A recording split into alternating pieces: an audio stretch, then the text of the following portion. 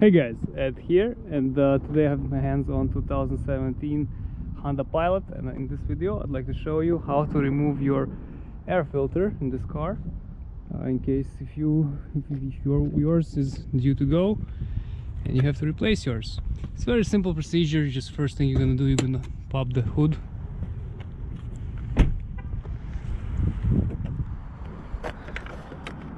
Open it, put it in your hand like this. So here is our air filter housing. What we have to do, we have to remove three notches that hold, three pins that hold down the cover. So here's the first one, 1, 2, and here's the third one, 3. After that we have to just raise it up. Raise like this, secure, make sure you don't get any dust inside.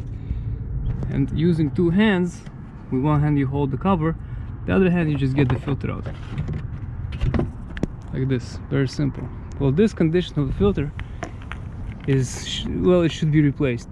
Okay, the car has 40,000 miles, it's actually very dirty. You can just a little bit clean it. But yeah, they are cheap, they go $20–30 aftermarket. So once you're ready to put it in, just get the filter same way you took it out. Make sure you don't have any dust here, okay? And just put it back in. Very simple. Okay, make sure you put the filter the right way. It should sit in nice and clean. So over there you have two holes, as you can see, 1 and 2, and the top cover has notches that should go inside. So we're trying to wiggle. You're gonna use two hands to do this. We're just gonna wiggle them in. Okay, so I wiggled the notches in, and now this thing sits really nice. If it doesn't feel right, it's most likely not, so make sure it's good. And easy, like this, just close the cover when you have the new filter back in. At this point everything is done.